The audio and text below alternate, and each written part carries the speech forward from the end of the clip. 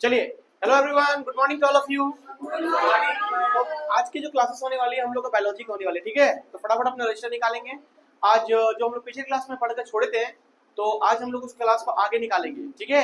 Keep quiet everybody, कोई हल्ला नहीं करेंगे, शांति से पढ़िए। एग्जाम अब आ गया है सबका, वन बाय वन। आरबी का एग्जाम चल रहा है, धीरे धीरे आप लोग एसएससी का भी एग्जाम आप आने वाला है, सीएचएसएल वगैरह का सबका रूटीन आ चुका है, ठीक है।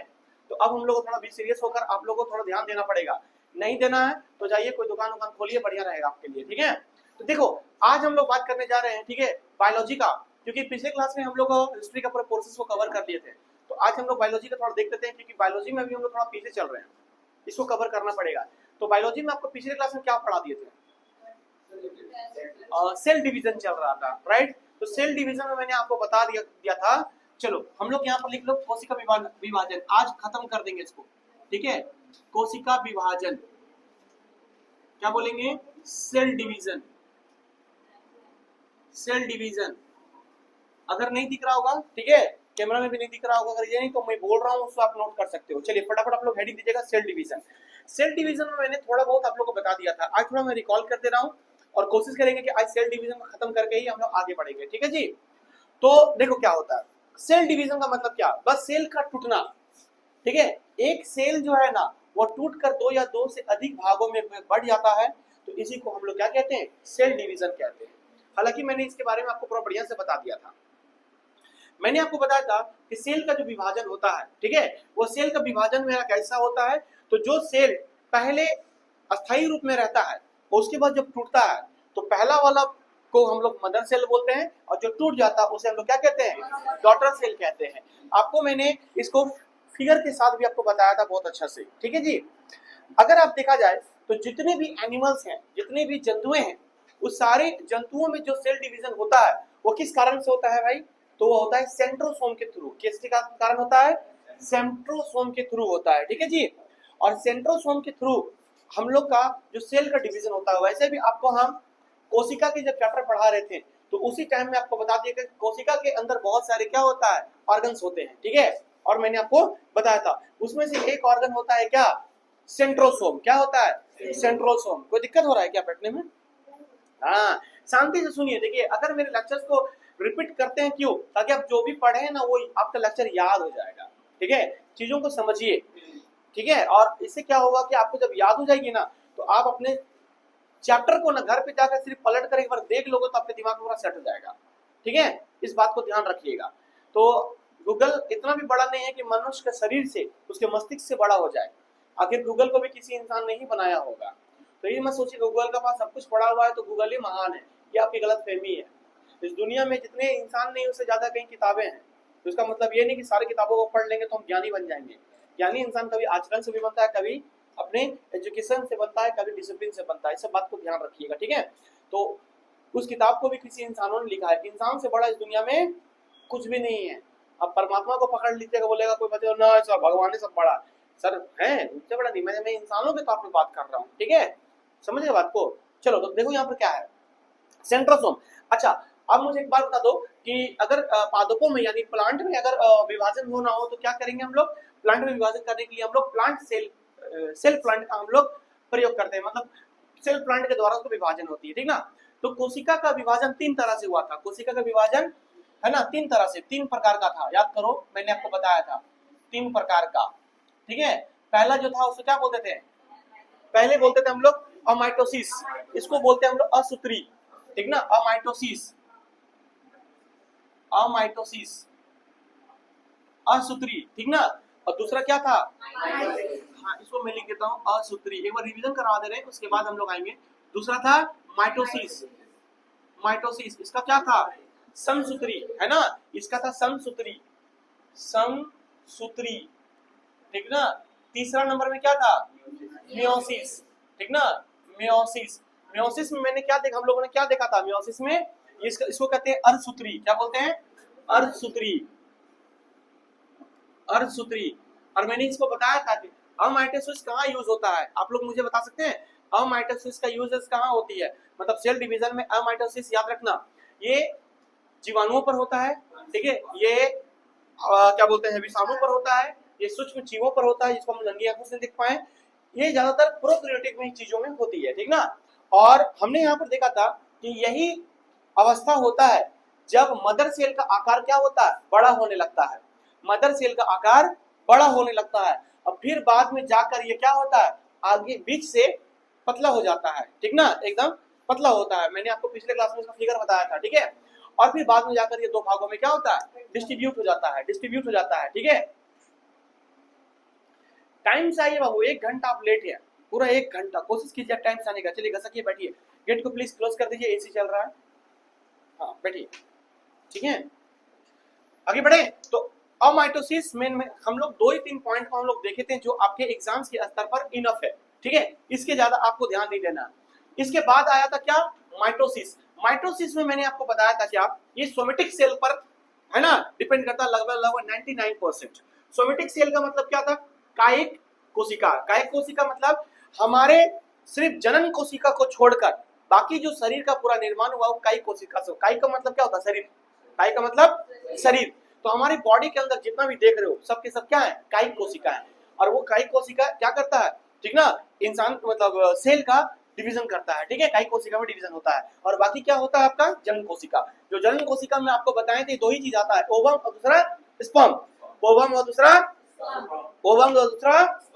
स्पर्म, ठीक ना, जो लगभग 1% पर होता है। हम लोग जब मियोसिस पढ़ेंगे तो यहाँ पर आज आपको क्लियर बताएंगे कि किस तरह से है ना क्या बोलते हैं आपका सेल का डिवीजन होकर, ठीक ना, और नए सेल का निर्माण होगा तो वहां पर कैसे लिंग निर्धारण होगा, कैसे क्या होगा सब बताएंगे, ठीक ना। पुरुषों महिलाओं को लेकर हम बताएंगे। पिछले क्लास में भी आपको जाते जाते मैंने बताया था, तो उसको हम लोग आज बात करेंगे। देखो इसके बाद हम लोगों ने देखा था क्या कि मदर सेल जब टूटता है तो किसमें डिवाइड होता है, डॉटर सेल में। किसमें होता है, डॉटर सेल में। यानी कि मदर सेल टूट के क्या बन जाता है, डॉटर सेल में, ठीक ना, डॉटर सेल में। तो जब मदर सेल टूटकर डॉटर सेल में बनता है, ठीक ना, तो ये भी एक कंडीशन किसके अंदर आता है, तो ये कंडीशन जो है ना ये भी आएगा आपका सेंट्रोसोम के द्वारा ही टूटेगा। किसके द्वारा टूटेगा, सेंट्रोसोम के द्वारा टूटेगा। सेंट्रोसोम का समान संख्या में ये रहती है, और वो कैसे रहता है वो हम लोग थोड़ी देर के बाद इसमें आज बात करेंगे, ठीक है जी। देखो समसूत्री विभाजन जो होता है ना वो 5 अवस्था में बढ़ता है। कितना, 5 अवस्था में। कौन सा, माइटोसिस 5 अवस्था में। कितनी अवस्था में, 5। पहला अवस्था का नाम मैंने बताया था इंटरफेज। इंटरफेज, इंटरफेज में मैंने आपको क्या बताया था, इंटरफेज में बताया था कि सबसे बड़ी अवस्था होती है जिसमें डीएनए का निर्माण होता है और सेंट्रोसोम इसको क्या करता है, तोड़ देता है। सेंट्रोसोम क्या करता है, तोड़ देता है। समझ गए बात को, यानी सेंट्रोसोम उसको अलग कर देता है। तोड़ना का मतलब ये है, मेरे भावनाओं पर ज्यादा पिघल मत जाइएगा। दूसरा फेज का नाम क्या था, प्रोफेज। प्रोफेज में क्या होता है, स्प्लेंडर फाइबर बनता है। स्प्लेंडर फाइबर का मतलब क्या होता है, इसको हिंदी में कहते हैं तुर्क धागा। वो क्या होता है, सारे सेल के ऑर्गन पर एक धागा लपेट जाता है। जैसे हम लोग काला सबूना के बारे में बात किए थे पिछले क्लास में, काला सबूना को काटने के लिए हम लोग अपने गांव देहात में क्या यूज करते हैं, एक धागा का यूज करते हैं। उसी तरह का बॉडी के कोई भी सेल को तोड़ने के लिए एक तुर्क धागा लग जाती है और वो धीरे धीरे इसको पचकाता है, ठीक ना, वो हो जाता है आपका मेटाफेज में। तीसरा फेज होता है मेटाफेज, वो धागा पूरा कंप्लीट हो जाती है, ठीक ना। और कटने के बाद क्या होता है, वो धीरे धीरे उसको काटता है। जब काटता है तो सारे ऑर्गन एक साइड है ना, वो चला जाता है कहाँ पर, अपने अपने पोल पर, अपने अपने पोल पर। जब पोल पर चला जाएगा तो इसी पोल पर जाने पर हम लोग किसको बोलते हैं, इसी पोल पर जाने पर हम लोग किसको बोलते हैं, हाँ जी, कौन सा अवस्था में पोल पर जाता है, एनाफेज पर। किस पे जाता है, एनाफेज पर चला जाता है आपका पोल पर, ठीक है।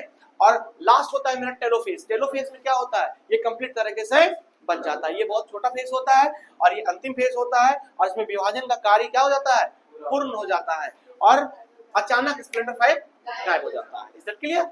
तो फिर से एक बार हम लोग रिपीट कर लेते हैं। पहला फेज,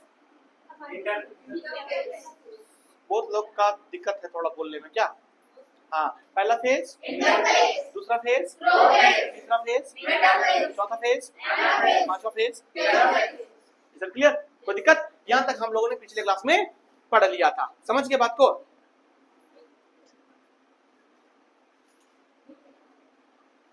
चलो अगला जो है ना, अगला हम लोग पढ़ते हैं आज म्योफेज, ठीक ना, म्योसिस। क्या पढ़ते हैं हम लोग, मेसोसिस, म्योसिस। लिखो हेडिंग को, म्योसिस। म्योसिस को बोलते हैं अर्धसूत्री, अर्धसूत्री, अर्धसूत्री। हेडिंग दीजिएगा पिछले क्लास का, यहाँ से अब हम लोग आगे बढ़ेंगे, ठीक ना। जो नए बच्चे बैठे होंगे, यानी कि जैसे 1-2 बच्चे लोग नए होंगे, अगर नहीं भी होंगे क्लास में, तो वो लोग का वीडियो पड़ा हुआ है, वहां से कवर करना, पूरा आपको समझ में आ जाएगा। जो चीज आप यहाँ पर ऑफलाइन में देख रहे हो वही चीज आपको ऑनलाइन में मिल रहा है, क्योंकि हम क्लास रिकॉर्डेड आपको डाल रहे हैं। ऐसा नहीं कि अलग अलग हो रहा है, ठीक ना। तो आप यहाँ पर बहुत अच्छे अवस्था में सब सीख सकते हो, इसको कोई दिक्कत नहीं होगा, आप लोग को इतना गारंटी है। चलो बढ़े आगे। देखो मेयोसिस यानी अर्धसूत्री क्या होता है, ध्यान से सुनो। मेयोसिस का स्पेलिंग गलत नहीं ना लिखे हैं, और चेक कर दो। आई थिंक हमको लग रहा है गलत है, एम-ई छोड़ दिया गया, मेयोसिस, ठीक है जी, मेयोसिस लिखोगे आप लोग, इसको बोलते हैं अर्धसूत्री। अच्छा हिंदी में देखो, मेयोसिस इंग्लिश में थोड़ा दिक्कत हो रहा है ना, इसको हिंदी में समझो। मेयोसिस जो होता है ना, थोड़ा पंखा बंद कर दीजिए, गर्म ठंडा हवा में। मेयोसिस देखो, मेयोसिस का मतलब इंग्लिश में उतना से समझ में नहीं आया, हिंदी में समझो। अर्धसूत्री, अर्ध का मतलब आधा, क्या होता है आधा, इसका मतलब है कि आधा आधा ये क्या होगा, बटेगा। अभी जो मैंने आधा शब्द का यूज किया ना जी, आधा का, ये आधा का यूज आपको आधे लेक्चर के बाद समझ में आएगा, है ना। आधा के जो शब्द है ना, ये आधे लेक्चर के बाद समझ में आएगा। क्यों, ये एक बहुत अच्छी अवस्था है, और इस अवस्था में जनन कोशिका नहीं बनती है, ठीक है। तो कैसे बनेगा सर, अब यहाँ पर हम लोग समझेंगे। ध्यान से देखो, देखो यहाँ विभाजन केवल जनन कोशिका में, है ना, में होता है। किसमें होता है विभाजन, यह अवस्था सिर्फ जनन कोशिका में होता है। जनन कोशिका, जनन कोशिका को हिंदी में क्या कहते हैं जी, इंग्लिश में, तो ओवम प्लस स्पर्म, ओवम या फिर स्पर्म, तो लिखो स्पर्म या फिर ओवम में होता है, में होता है, ठीक है। ये ओवम में या फिर स्पर्म में होता है। अब देखो जो बायोलॉजी का मेरा पहला लेक्चर देखे होंगे यूट्यूब पर भी, जो पढ़े होंगे हमसे, मैंने उसमें भी आपको बताया था, ध्यान से सुनिएगा मेरी बातों को। अच्छा लिख लीजिए पहले, फिर हम इस पे बात करेंगे।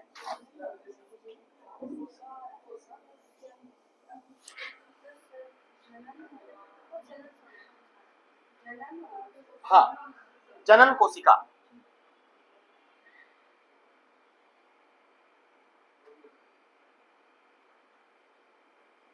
ठीक है सभी का।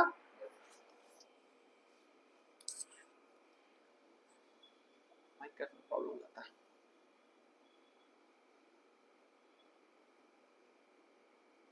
Ready everybody? ध्यान सुनो, अब stop writing and listen carefully, okay. बहुत अच्छा अवस्था है, इसको सीखना चाहिए हर इंसान को। देखो तो मैंने आपको बोला था, देखो जब आपको मैंने पहला लेक्चर वीडियो दिया था ना, उसमें मैंने आपको, आई थिंक हमको लग रहा पहला ही वीडियो आप लोग जाकर देखिएगा। जब कोशिका मैंने स्टार्ट किया था तो मैंने बताया था कि सबसे छोटी कोशिका का नाम है माइकोप्लाज्मा, क्या है, उसके मैंने आपको आकार भी बता दिया था, उसका साइज भी बता दिया था, उसका शेप भी बताया था। आप जाके देख लेना एक बार, ठीक है, क्योंकि उसको रिपीट करेंगे तो अलग चैप्टर बन जाएगा। मनुष्यों के द्वारा या मनुष्यों में, जंतुओं में सबसे छोटी कोशिका को कहा जाता है किसका, मेल के अंदर होता है स्पर्म और फीमेल के अंदर होता है ओवम। तो आज यहाँ पर हम लोग देख रहे हैं अर्धसूत्री कोशिका के अंदर, ठीक है, अर्धसूत्री आपका जो कोशिका है उसके अंदर देख रहे हैं कि जो इस अवस्था में क्या होता है कि जनन कोशिका जो होता है ना, वो सेंट्रोसोम के द्वारा, ठीक ना, सॉरी क्रोमोजोम जो है ना, उसकी संख्या घटने लगती है। क्या होता है, क्रोमोजोम की जो संख्या होती है वो घटकर आधी हो जाती है। क्या हो जाती है, आधी हो जाती है, समझिए बात को। यानी कि क्रोमोजोम, क्रोमोजोम की संख्या आधी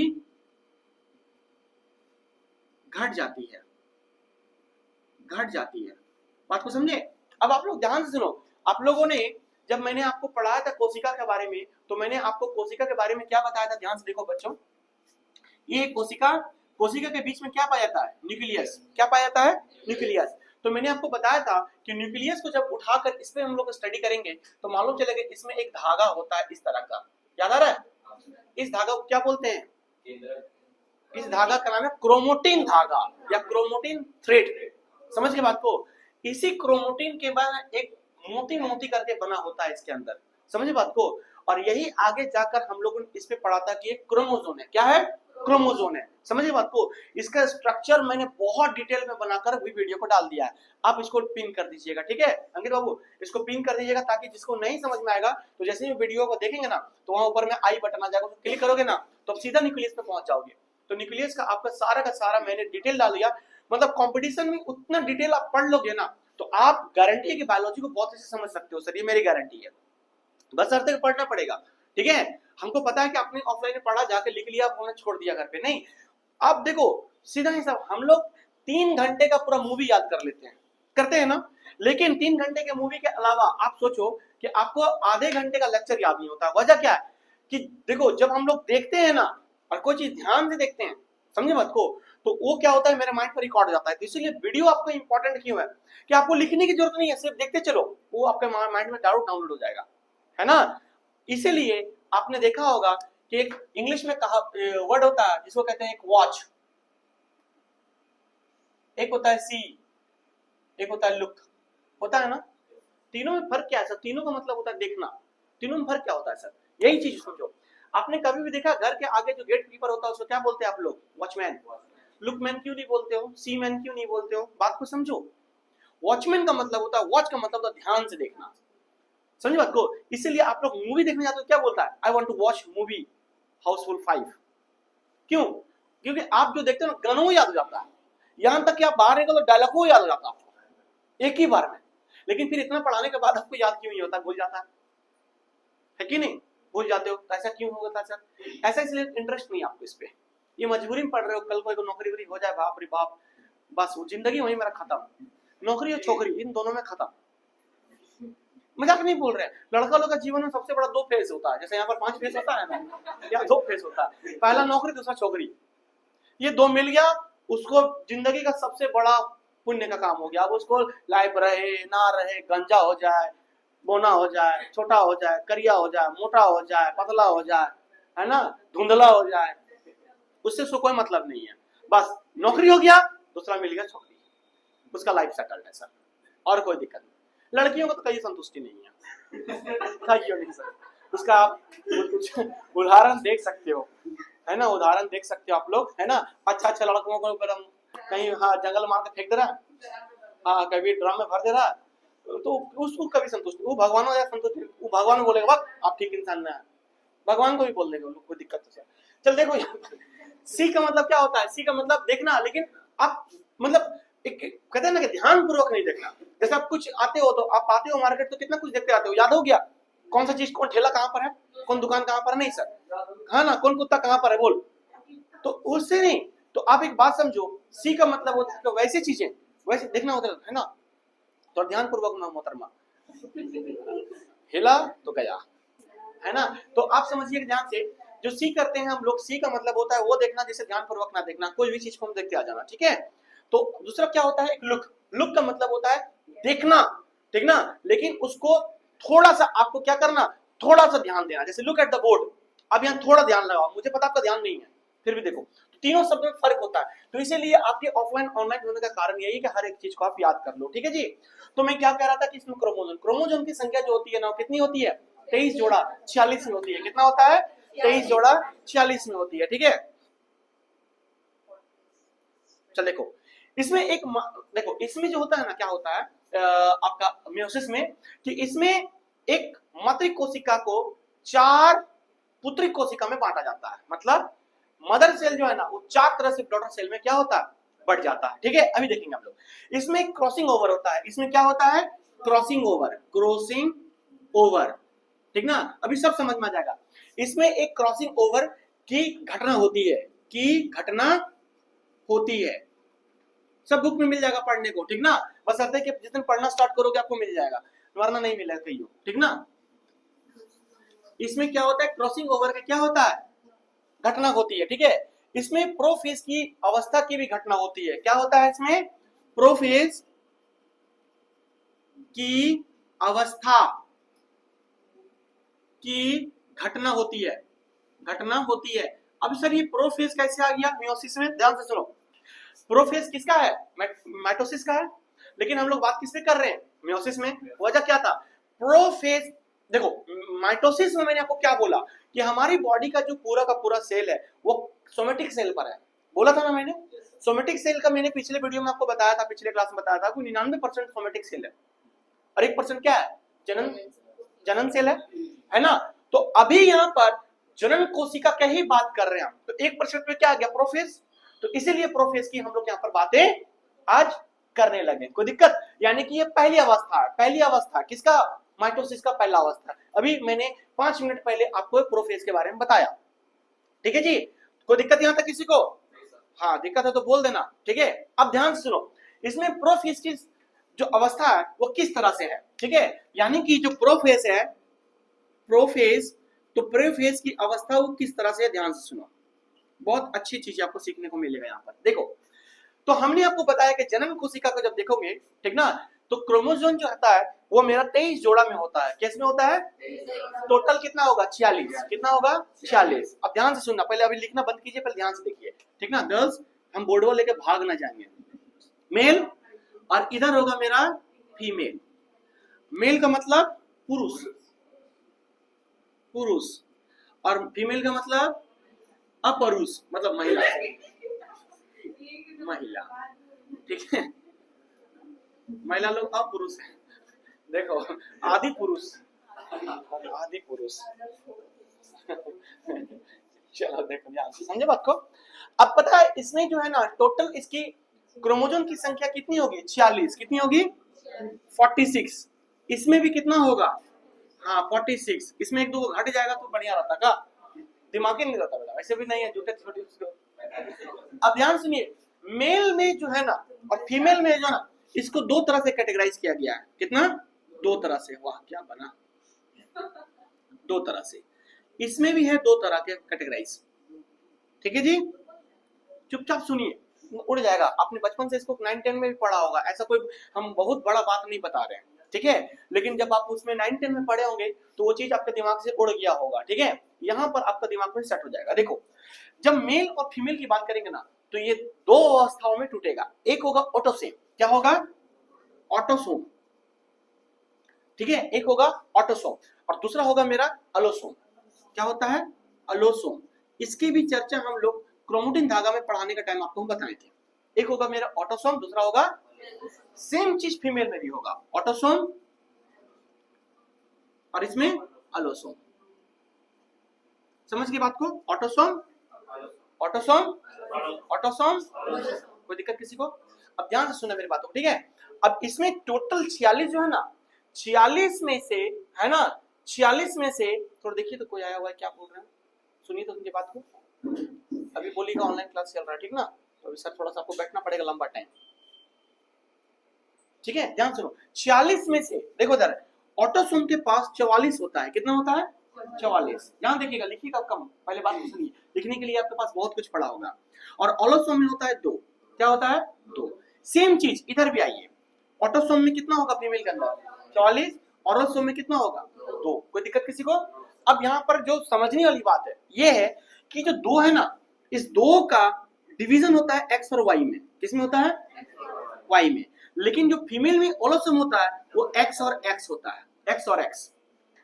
अब पूरा जनन कोशिका में जब इस अवस्था में पहुंचता है तो इस पूरा जनन कोशिका में हम लोग देखते हैं क्या कि इसमें जो है ना वो लिंग निर्धारण यही करता है। लिंग निर्धारण कौन करता है? निर्धारण यही करता है। मैं 1 मिनट में आऊं, ठीक ना, ठीक है जी। तो यहां तक आप लोग लिख लिए। अब ध्यान से सुनिएगा मेरी बातों को, ठीक है। तो मेल के अंदर हम लोग दो तरह का अवस्था देखते हैं, पहला होगा ऑटोसोम, दूसरा होगा, फीमेल में भी क्या होगा? और ओलोसोम, ठीक है। ध्यान दीजिएगा इधर सब कोई। उसमें क्या देखते हैं कि जब 46 क्रोमोसोम है, 46 में से 44 मेरा किस में आएगा और 2 किस में आएगा? अब फीमेल के अंदर जो 46 है वो 44 किस में आएगा और 2। लेकिन फीमेल मेल का जो ओलोसोम है ये क्या निर्धारण करता है? लिंग निर्धारण करता है, ठीक है। लिंग निर्धारण, ये एक आपको बहुत बेहतरीन पॉइंट आपको याद रखना है, ठीक है। हो सकता है आपसे कोई प्रश्न पूछ दे, ठीक ना, कि लिंग निर्धारण, ठीक ना, कौन करता है, फीमेल में या मेल में, ठीक ना। तो किसमें होगा? मेल में। मेल में भी कौन सा होगा? ओलोसोम। समझ गए बात को? क्योंकि इसमें दो तरह का क्रोमोसोम होता है, एक्स और वाई, एक्स और वाई। अब ध्यान से सुनना, जो मैं बोलने जा रहा हूं आपको बढ़िया समझना, ठीक है। देखो, 44 में से 22 मेरा ट्रांसफर होगा नेक्स्ट जनरेशन में। कितना होगा? 22। समझे बात को? अब इसमें 44 में से 22 ट्रांसफर होगा यहां पर। बोलो समझ में आया सबको? तो टोटल मेरा कितना हो गया? 44। अभी मुझे कितना चाहिए? 2 और क्रोमोसोम चाहिए, क्योंकि एक है ना, फिर से एक संतान निर्धारण करने के लिए हमें 2 और चाहिए। 2 में से इसमें से जो एक है, एक कितना? एक ट्रांसफर होगा यहां पर। समझिए बात को? और वो जो ट्रांसफर होगा दोनों में से कौन सा? कोई भी एक हो सकता है, वो एक्स ही आएगा, क्योंकि मेल के फीमेल के अंदर एक्स और एक्स ही होता है। 2 में से कोई एक आएगा। ठीक ना। अब यहां पर जो मेरा बच गया, या तो मेरा x आएगा, ठीक है, ध्यान से मैं लिख दे रहा हूं, ठीक ना, हम x और y करके ही बनाते रहे, x फीमेल का आया और प्लस x किसका आया, मेल का आया, इस मेल का x यहां चला गया, कोई दिक्कत। तो अगर मेरा 2x आ गया, 2x आ गया, तो मुझे बताओ कि वह जो लिंग होगा वो लड़की होगा लड़का होगा, लड़की होगा, यानी कि वो गर्ल होगा, यानी फीमेल होगा, कोई दिक्कत किसी को। अब इस x की जगह पर ट्रांसफर हो गया कौन सा, y, ठीक है, तो क्या हो जाएगा वो लड़का निर्धारण। तो ये जो कहा जाता है ना परसेप्शन, ठीक ना, कि एक महिलाएं सिर्फ बेटियों को जन्म दे रही है, तो इसके तो उस वो अवस्था, वो जो जन्म है, जन्म जी चीज जो हुई है, वो महिलाओं पर डिपेंड नहीं होता, किस पे होता है, पुरुषों पे डिपेंड होता है कि अगला जो संतान होगा वो लड़का होगा कि लड़की होगा, ये डिपेंड किस पे करेगा, पुरुषों पर। लेकिन ये अभी परसेप्शन चला जाता है गांव देहात में, हम लोग अक्सर इसको चीज को ना बहुत क्रिटिसिज्म किया जाता है, जब लड़की ही पैदा होती रहती है या फिर लड़का है ना, हर लड़का ही आ रहा तब तो कोई दिक्कत ही नहीं, लड़का ही लड़का हो रहा तो कोई दिक्कत नहीं है, ठीक ना। पर 2-3 लड़की अगर हो गई ना, तो अगला इंसान ना उसका घर में मातम छा जाता है, क्योंकि ये क्या है, गलत है ना। ये उस मेल पर डिपेंड करता है कि वो चीज आपने क्या किया, ठीक है जी, फटाफट इसको नोट कर लीजिए जल्दी। तो टोटल मेरा कितना हो जाएगा, क्रोमोसोम यहाँ पर ऐड करके 46, कोई दिक्कत किसी को, ठीक। अगर x आ जाएगा तो गर्ल यानी कि फीमेल, और y आ जाएगा तो यानी कि पुरुष, इसका जन्म होता है। अब यहाँ पर किसी का कोई क्वेश्चन, एक शरीर का निर्धारण करने के लिए कितना क्रोमोसोम की जरूरत पड़ती है, 46, है ना। अगर इसमें से किसी का क्वेश्चन मन में आया तो आप बोल सकते हो 46 से ना ज्यादा होना चाहिए ना 46 से कम होना चाहिए। कोई किसी को मन में क्वेश्चन,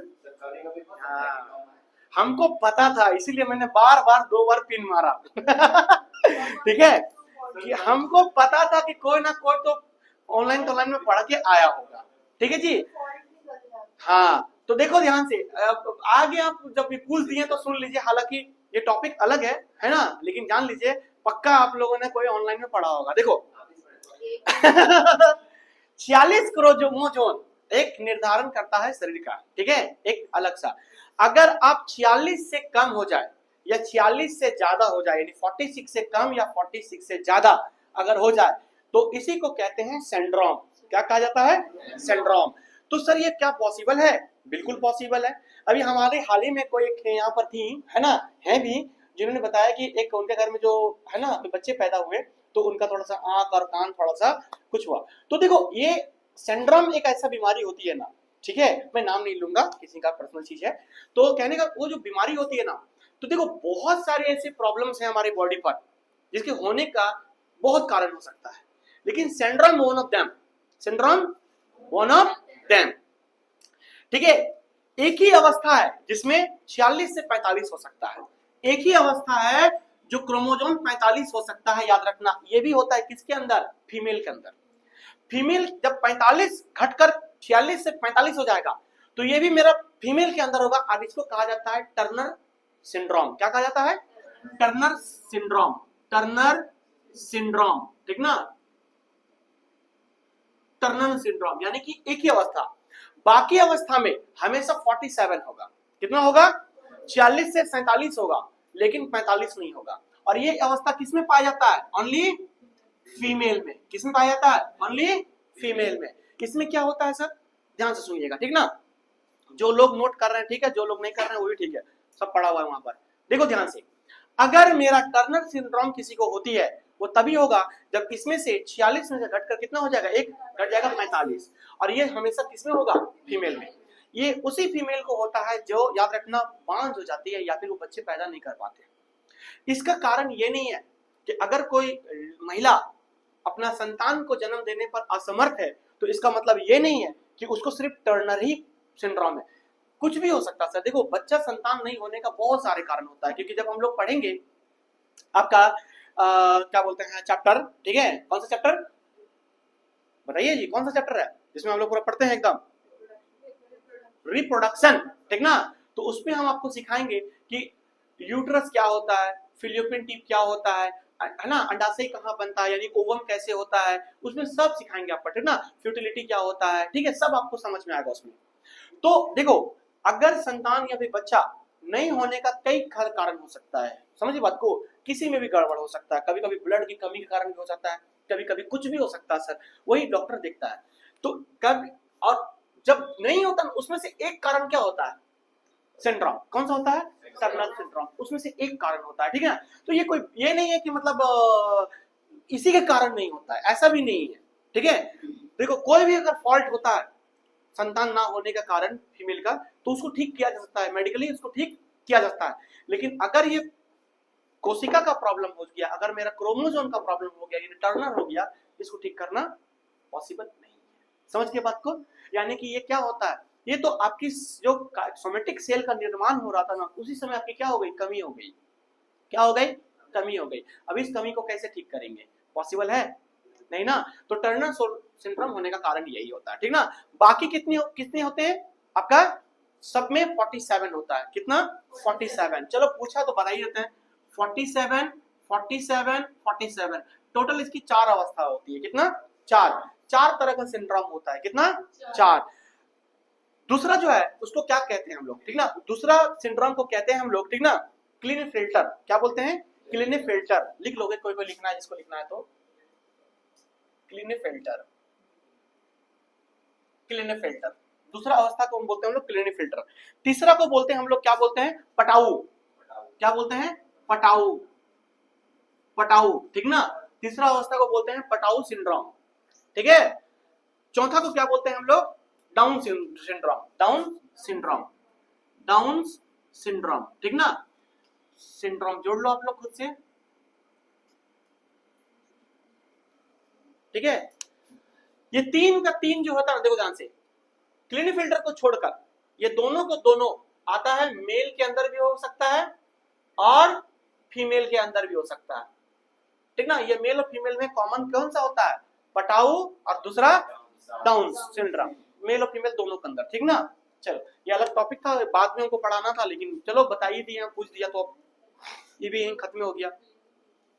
हालांकि देखा जाए तो सेल पूरी तरह से खत्म यहीं पर हो गया, ठीक है। अब ये आ गया आपका अलग टॉपिक, सिंड्रोम टॉपिक ही अलग हो गया, तो समझो इसको, कोई दिक्कत किसी को। तो अब यहाँ पर क्या हो गया, डाउन सिंड्रोम, दूसरा हो गया पटाऊ सिंड्रोम।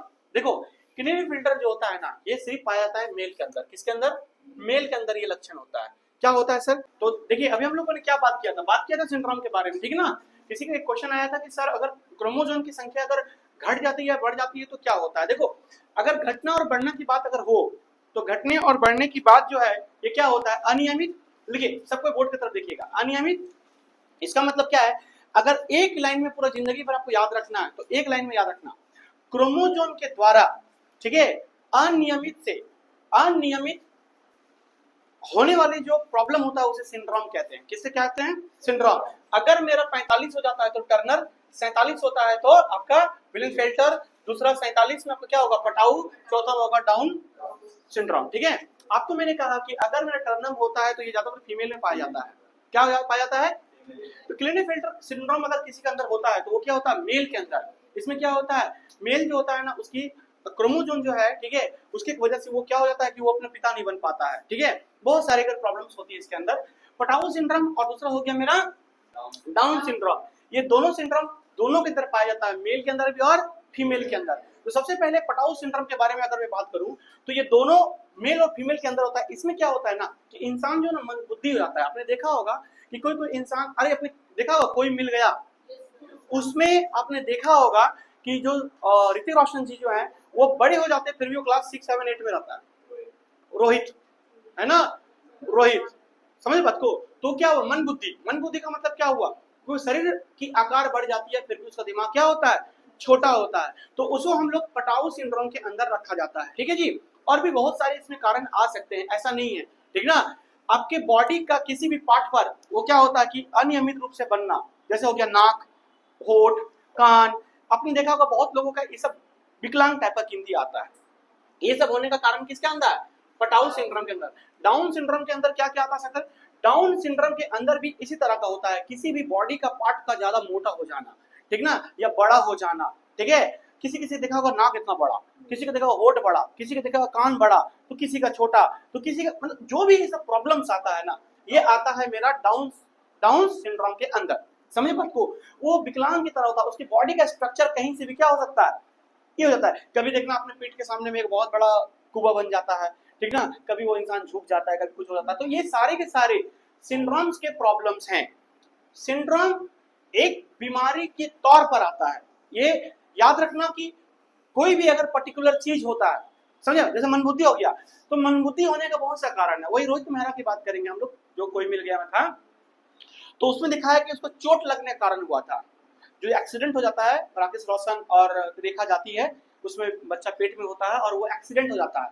जो रेखा जो ना पेट के बल गिर जाती है, जिसके कारण क्या होता है, उसके दिमाग में चोट लग जाता है। तो मनबुद्धि होने का कारण क्या होता है, वो भी होता है। तो उसमें से एक क्या है, सिंड्रोम। तो इसमें ज्यादातर क्या होता है, मनबुद्धि वगैरह होने का कारण होता है, आपका जो बॉडी है ना वो स्ट्रक्चर आपका खराब हो जाता है। तो this kind of the problems है ना, विच इज कॉल्ड सिंड्रोम। कोई दिक्कत किसी को यहाँ तक नहीं ना? तो सिंड्रोम की कहानी पूरा कंप्लीट हुई है ना। और अगर देखा जाए, ध्यान से सुनो, एक बहुत अच्छी बात इसमें जो ऐड कर देते हैं हम, कि जो वायरस होता है ना, वायरस क्या बोलते हैं वायरस को, विषाणु, क्या बोलते हैं, विषाणु। आप लोग सभी लोग जानते हो विषाणु है ना, ये वायरस है, neither be destroyed nor be created, है ना। वो क्रिएट हो सकता है, वो डिस्ट्रॉयड नहीं हो सकता विषाणु, ठीक है। मतलब एक प्रकार का जो वायरस होता है, वायरस का अगर देखा जाए तो कोशिका का जो सिद्धांत है, सिद्धांत का मतलब स्ट्रक्चर, याद करो मैंने पहले भी आपको इसके बारे में बताया था।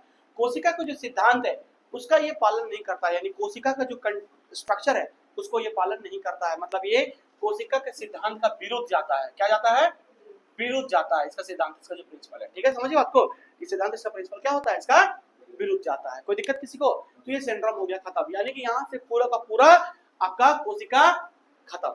समझिए बात को। अगले चैप्टर का नाम होगा टिश्यू। क्या नाम होगा, टिश्यू। आज ही करवा देंगे, अगले क्लास में करवाएं? बोलिए, आप जैसा बोलोगे। आज ही करवा दें पूरा कंप्लीट? कंप्लीट थोड़ी हो पाएगा, छोटा मोटा थोड़ी है टिश्यू है कि नहीं। आप बोल तो दे रहे हैं, लेकिन बोलना तो पढ़ता तो हम ही को है ना, इसी वजह से। समझ बात को। चलो थोड़ा बहुत स्टार्ट कर देते हैं। क्या जी, लिखो टिश्यू, यानी कि इसको हिंदी में कहते हैं उत्तक। क्या कहते हैं, उत्तक। हेडिंग दीजिएगा आप लोग, टिश्यू, उत्तक, टिश्यू, उत्तक।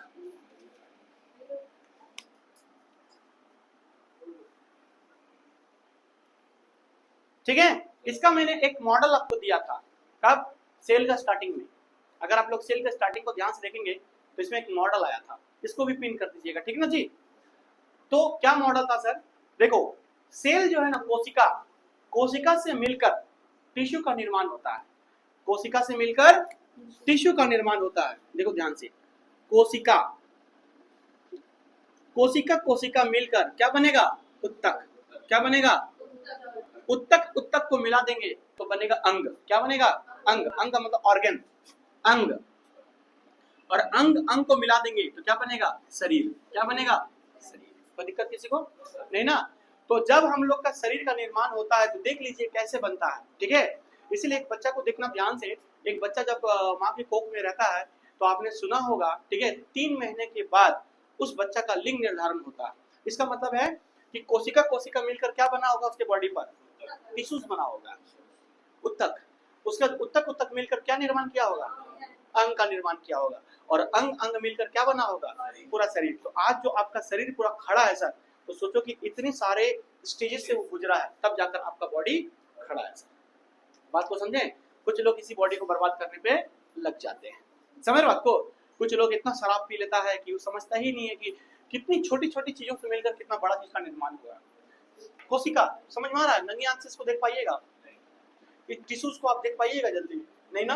आप ऑर्गन्स को देख पाइएगा जल्दी, ऑर्गन्स का तभी ना देखोगे जी। क्या बातें कर रहे हो बताओ, हम भी सुन लेते हैं आपकी बातें। कुछ भी हो जाए, लड़की लोग ना बोलने पर मजबूर कर देता है। कौन मैटर पे बतिया रही है भगवान जाने, है ना। लग रहा है पूरा देश का भारवार एक रेपर है। देखो राज्यपाल बैठी है, झारखंड का राज्यपाल है ना, और एक बैठी है अभी हाल ही में नियुक्त हुई है कैबिनेट मिनिस्टर। दोनों बोल रही है, एक बोल रही है उसको कि तुम ठीक से काम नहीं कर रहा झारखंड में। देखो अभी तक जेएसएससी पे फैसला चल रहा है। एक बोल रहे नहीं तुम मिनिस्टर बनी है इसलिए तुम ऐसा बंद कर रही है क्या? हमको घोषित कर दो, हम लूट लेंगे पूरा झारखंड को। तो दोनों पूरा बतियाइले एकदम। शादी ब्याह हुआ नहीं तो फिर किस बात, किसका चुगली हो रहा है?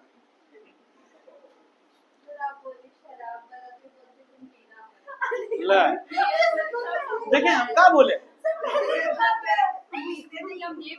बोले ना हम गर्ल्स लोग का कभी भी कुछ भी नहीं हो सकता। अब बताओ शराब की मैंने बात किया कुछ शरीर को लेकर, अभी लोग पकड़ लिए तो तुम पीना मत, वैसे अब तुम देखती हो क्या उसको पीते हुए? लड़का लोग बोलो अच्छा लगता, लड़की लोग पटाउन सिंड्रोम, मंदबुद्धि वाला, हम समझ गए। देखो ईश्वर ने जब हाइट करा तो लड़के में हाइट कम कर दिया, अब हाइट कम कर दिया मतलब बुद्धि तो काटना पड़ेगा। अब सोचो कि इतना छोटा शरीर पे इतना बड़ा बुद्धि दे दे का। अब जब भगवान क्रोमोजोम 46 से 45 किया तो कोई फॉल्ट निकाल दिया, अब 46 से 47 करेगा तो भी फॉल्ट नहीं, अभी कैसे? हाँ इतना देखो दे देंगे ना, बढ़िया डालो, अब दोबारा नहीं होगा। कितना सुंदर यार, अरे उल्टा टीसू क्या ये लोग धर के चले धर के, कोई दिक्कत नहीं है। चलिए हाँ जी, हाँ हाँ लड़की लोग का नहीं, लड़का लोग का नहीं सुना देता हमको।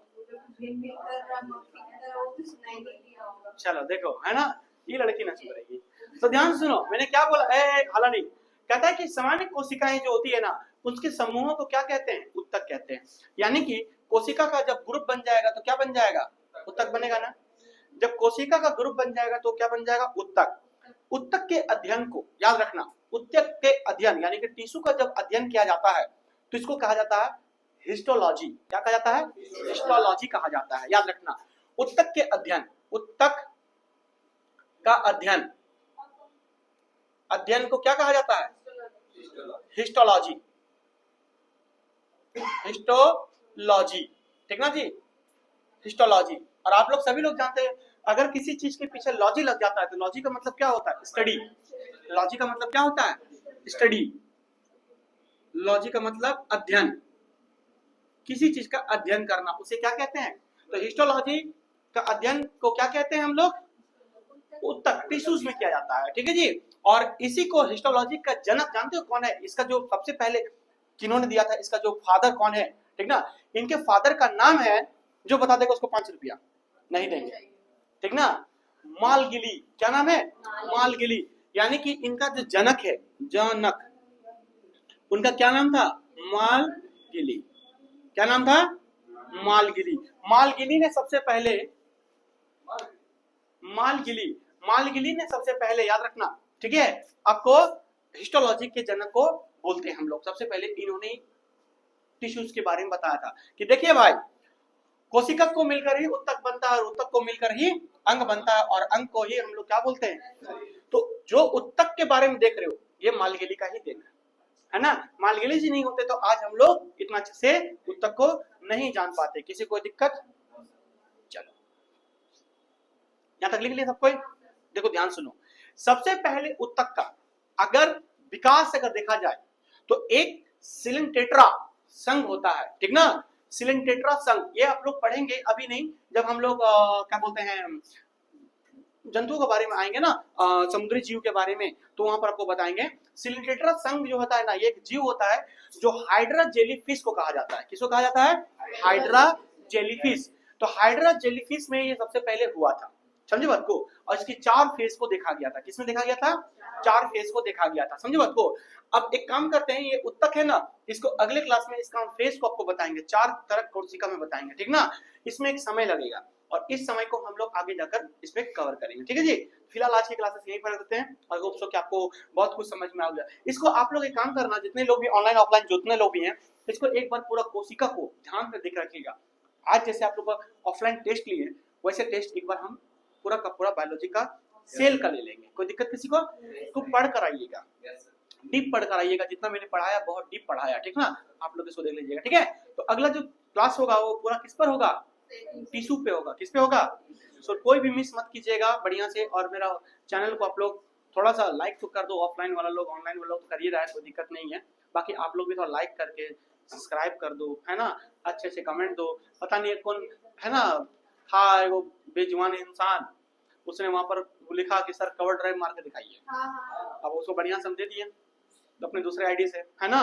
तो ऐसे ऐसे लोगों का अंकित पहले ही, ठीक ना, या तो हटा दो या तो ब्लॉक कर दो या तो क्या करो, उसको उड़ाइए। तो देखो ये सब क्या है बताते हैं, ये सब भी ना शिकार है क्रोमोजोम का। घर में बैठे बैठे कुछ मिल तो नहीं रहा है, तो देखना ये वही लोग है जो इंस्टाग्राम फेसबुक में जाएगा और कोई पोस्ट के नीचे जाके कमेंट पड़ेगा। ये सब ना कमेंटबाज इंसान होता है, कुछ नहीं मिला कमेंट मार दो, उधर कुछ बुझा नहीं रहा कि इतना 1.5 घंटा का कोई बंदा यहाँ आईएएस के लिए बैठा है, कोई एसआई के लिए बैठा है, कोई रेलवे के लिए बैठा है, कोई कुछ के लिए बैठा है, उसको इतना समझ में नहीं आ रहा है कि 1-1.5 घंटा का लेक्चर दिमाग में आएगा नहीं, थोड़ा हंसी मजाक जरूरी है, अब वो कमेंट मार दिया कुछ भी। तो ऐसा मत कीजिए, अच्छी चीज कीजिए। आपको क्या पढ़ना है क्या नहीं पढ़ना है, कौन सा सब्जेक्ट चाहिए कौन सा चाहिए, वो आप बोलिए अच्छा लग रहा है, हम कमेंट पढ़ते हैं, सबका कमेंट पढ़ते हैं हम, ठीक है जी। तो आई होप सो कि ऐसा मत कीजिए, है ना। बाकी कुछ लोग हैं उनको कमेंट पे कमेंट दे देगा आप लोग, ठीक है। चलिए आज की क्लासेस यहीं रखते हैं, धन्यवाद।